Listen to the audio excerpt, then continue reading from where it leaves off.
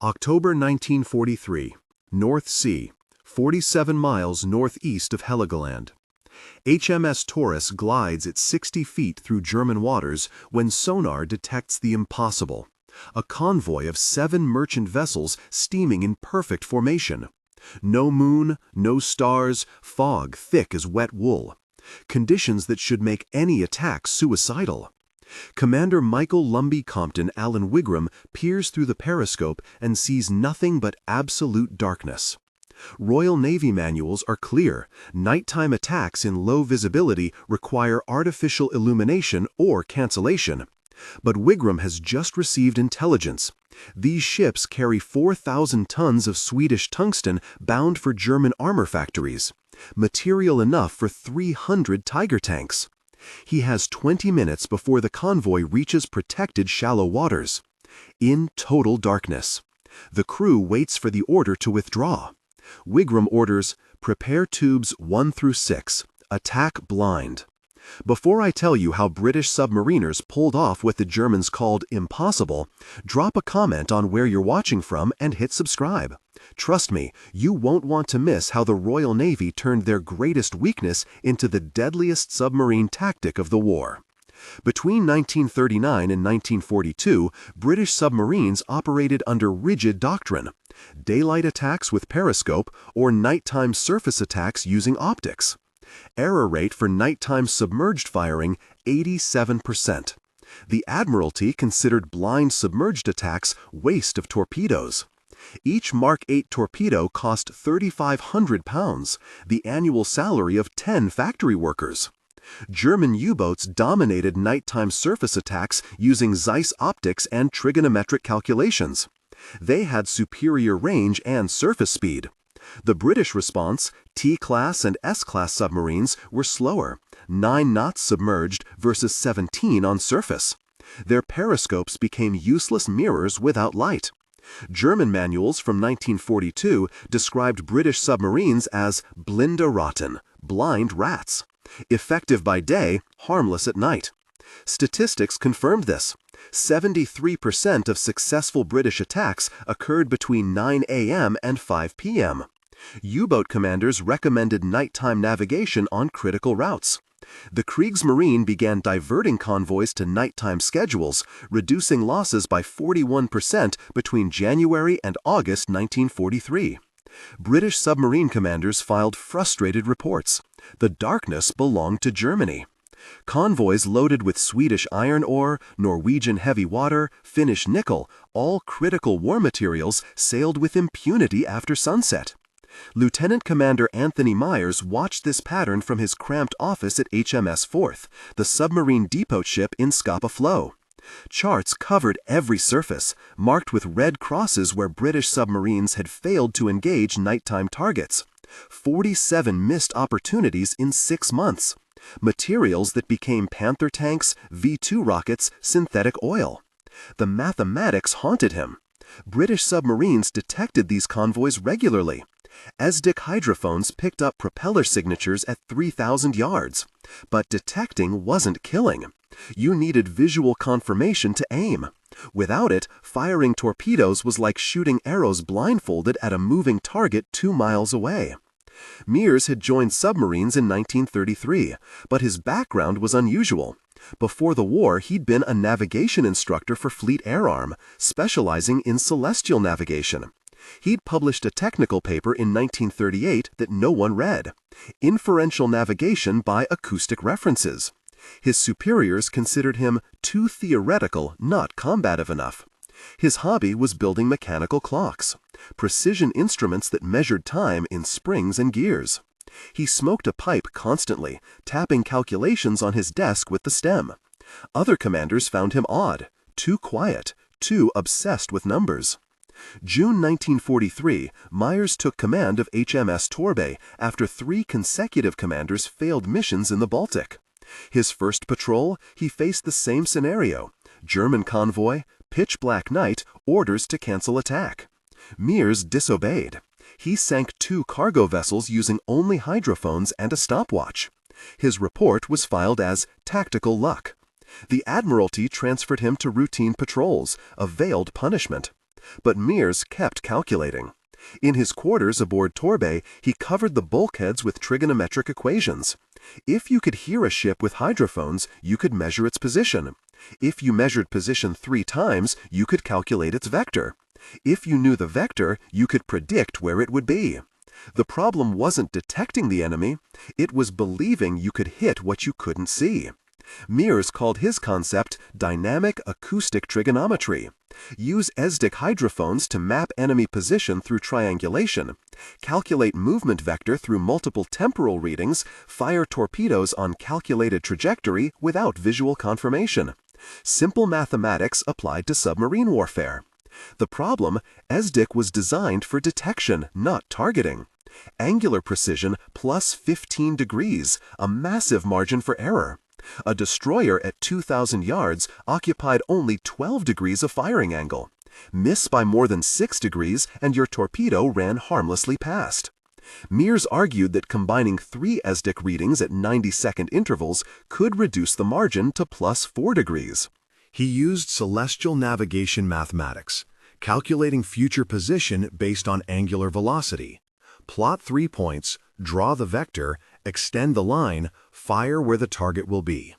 He submitted his proposal to the Admiralty in July 1943. Captain George William Graham Simpson, director of Tactical School, published an internal memo. Method Miers violates fundamental principles of firing certainty. The derisive nickname emerged immediately, blind firing. Conservative officers argued that 60% of torpedo failures already came from calculation errors with visual confirmation. Admiral Sir Claude Berry blocked distribution of Miers' manual to other crews. The technical objection was valid. Training ESDIC operators to make precise readings in 30 seconds would require rewriting entire doctrine. Estimated cost, £45,000 and 6 months. The war couldn't wait. Resources were already stretched. Training new crews took priority over experimental mathematics. The Royal Navy had been fighting submarines for 4 years. Established doctrine had been refined through blood and experience.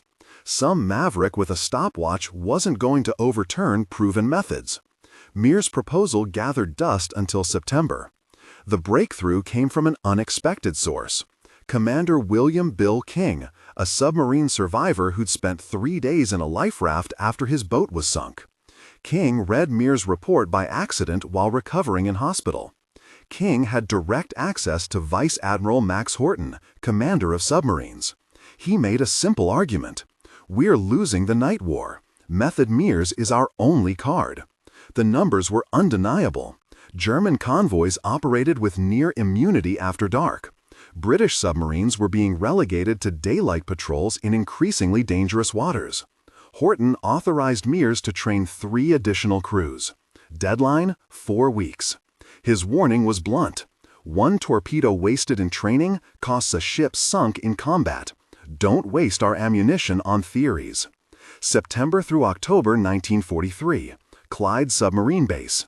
Miers developed the 3-point protocol. ESDIC operator conducts 360-degree sweep, marks contact, waits 45 seconds, marks again, 45 seconds, third marking. Navigator plots 3 points on chart, draws vector, calculates intercept point. Torpedo officer adjusts gyroscope. Total time, 142 seconds from detection to firing. The first simulation used a towed target. Error, 31 degrees. The torpedo passed 400 yards ahead. Miers identified the problem. Diesel engine vibration distorted ESDIC readings. Solution: protocol required electric motor, fixed speed of 4 knots during calculation. Second attempt, 8-degree error. Third, 3 degrees. Torpedo passed within 50 yards of target, within lethal margin. The mathematics worked, but it required absolute discipline. 1 rushed reading, 1 miscalculation, and you wasted a torpedo that cost more than a house. HMS Taurus, Trident, and Truculent completed training. The crews drilled obsessively. ESDIC operators learned to identify specific propeller signatures by sound alone. Navigators plotted vectors in their sleep. Everyone understood.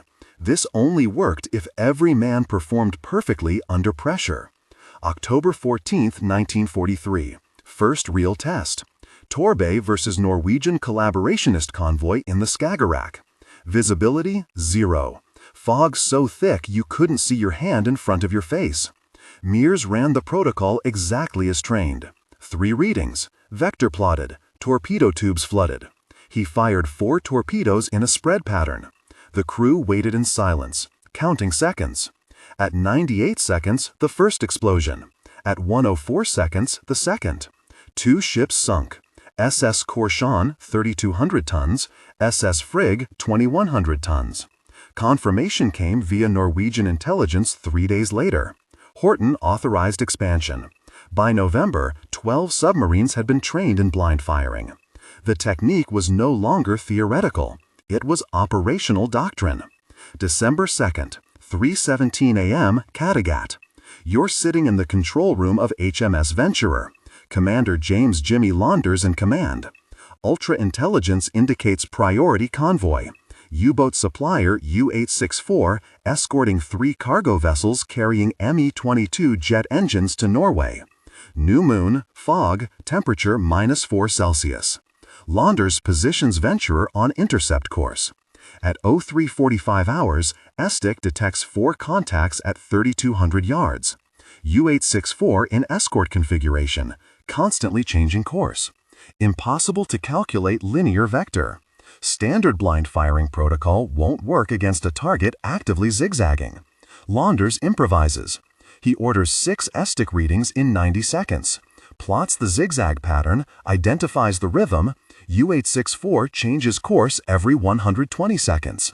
It's following German anti-submarine doctrine exactly. The same doctrine that's supposed to protect against torpedo attacks. Launders bets on the next turn. At 03:51 hours, he fires a spread of 4 torpedoes at 2-degree intervals, calculating U-864's position 140 seconds in the future. The torpedoes run hot, straight, and normal through pitch-black water. No one aboard Venturer can see anything. They're firing at mathematics. At 03:53 hours, explosion. U-864 breaks in half. First U-boat sunk by a submerged submarine in total darkness. The acoustic signature is unmistakable. The sharp crack of a pressure hull rupturing, followed by secondary explosions as diesel fuel ignites. The remaining cargo vessels attempt to scatter.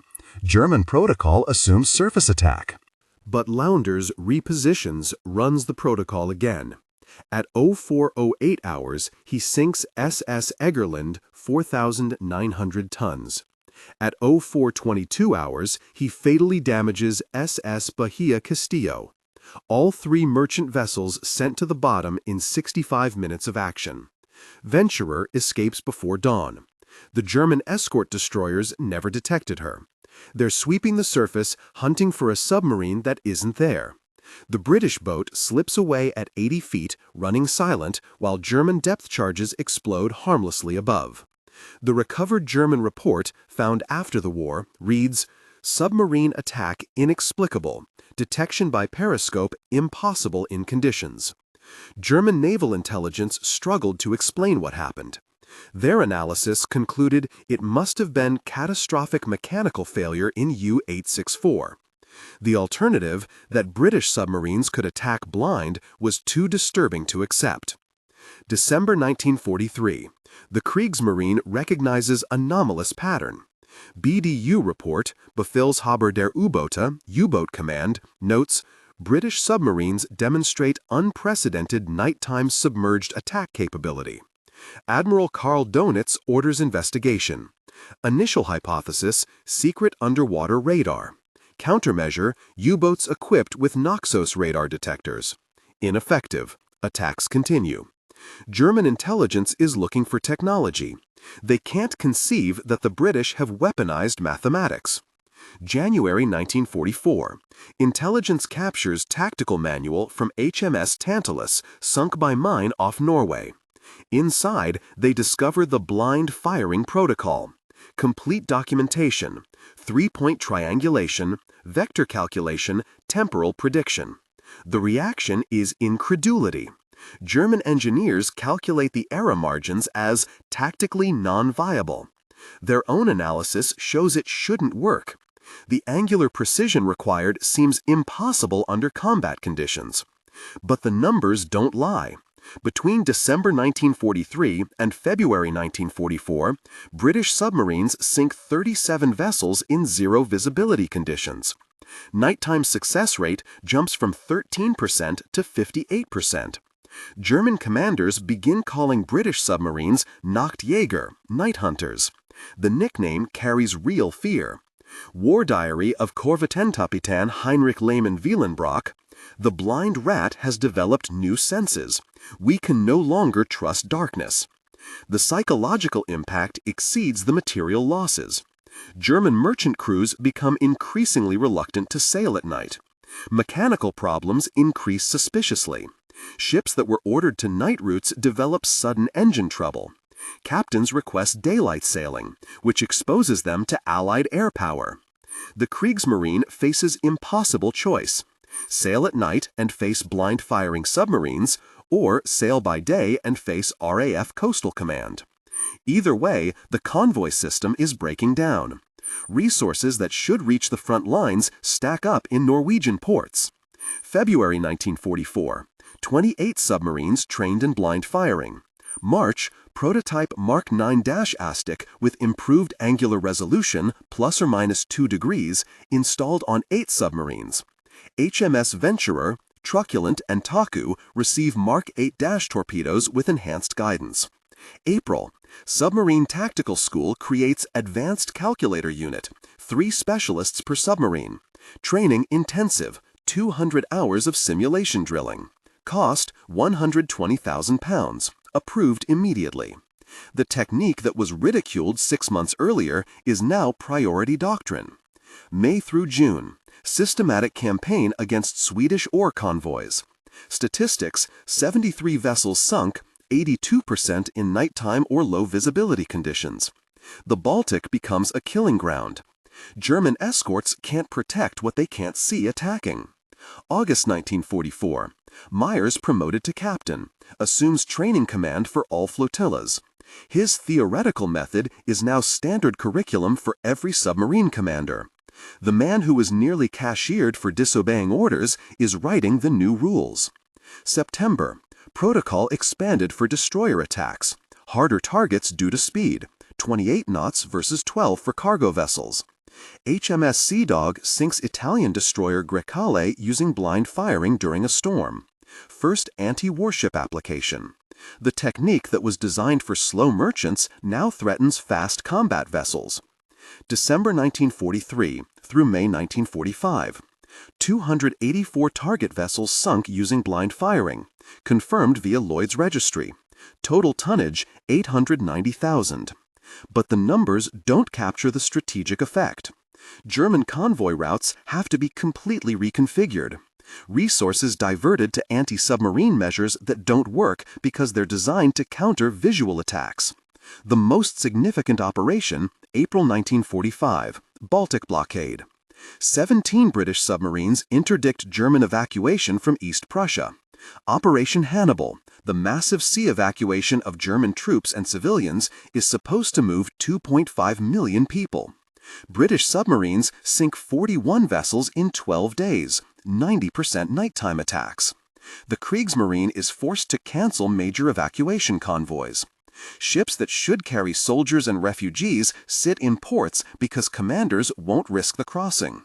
The human cost is immeasurable, but the military impact is clear. German divisions that should escape to fight another day are captured by the advancing Soviets. Churchill's memo to Roosevelt, May 1945, "Our submarines have finally achieved night parity with Donet's wolves."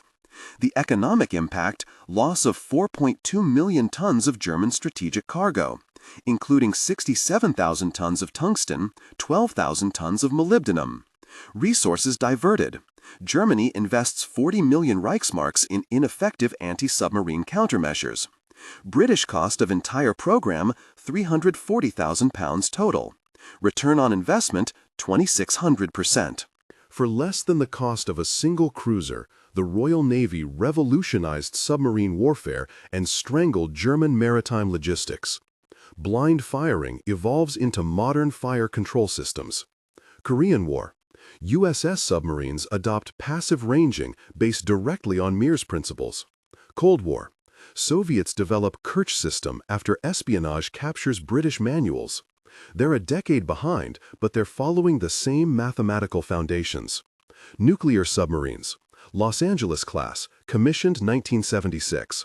Combat control system integrates multi-sensor acoustic triangulation. Direct descendant of three-point protocol developed in Scottish waters 33 years earlier. The technology has changed, digital computers instead of slide rules, but the mathematics is identical. Modern wire-guided torpedoes, Mark 48 aid cap. Continuous target position updates via trigonometric calculations. The torpedo walks toward the target using predicted intercept points recalculated every second. Miers would recognize the principle immediately. NATO doctrine. Engagement without visual confirmation becomes standard protocol in 1960. Every submarine commander in the Western Alliance learns the technique that the Admiralty nearly rejected as astrological. The method that cost £340,000 to develop becomes foundation of submarine warfare for the next 80 years. Royal Navy maintains the Miers Trophy, annual award for submarine tactical innovation. The man who was punished for disobedience becomes the standard for creative thinking under pressure. Anthony Miers survived the war. Promoted to Rear Admiral, he commanded the submarine flotilla that trained the next generation. He never publicly discussed blind firing. It remained classified until 1976, 30 years after the war ended. He retired in 1952, moved to Hampshire, continued building mechanical clocks as a hobby. His workshop contained 17 timepieces, each one precisely calibrated. Neighbors knew him as the quiet former naval officer who walked his dog every morning at exactly 7:15. Miers died in 1985, age 80. His obituary in the Times mentioned distinguished submarine service, but didn't mention the technique that saved hundreds of lives and sank millions of tons of enemy shipping.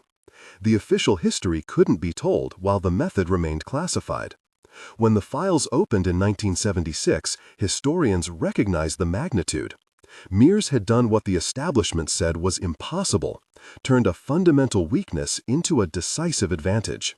British submarines couldn't see at night, so he taught them to kill what they couldn't see. James Lounders, commander of HMS Venturer during the U-864 kill, received the Distinguished Service Order. He survived the war, became a commercial ship captain, sailed merchant vessels until 1962. He died in 1973, age 61. His family kept his wartime charts, including the one showing the calculated intercept that sank a U-boat in total darkness. The ESTIC operators who made the technique possible rarely received recognition. Their names don't appear in official histories.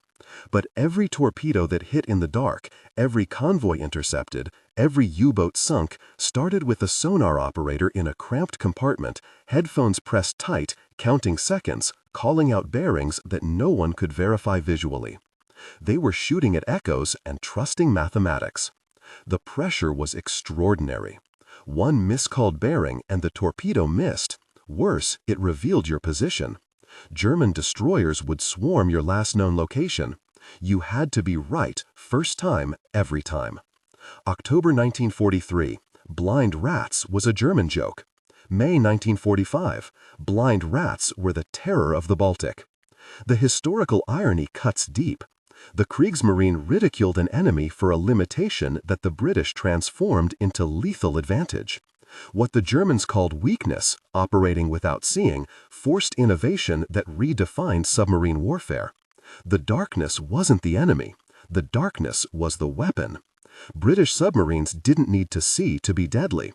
They just needed to calculate better than the enemy could run. Hortens's declassified 1945 report ends with one line. Miers proved that darkness is not the enemy of those who learn to navigate by sound. British submarines didn't need to be lethal.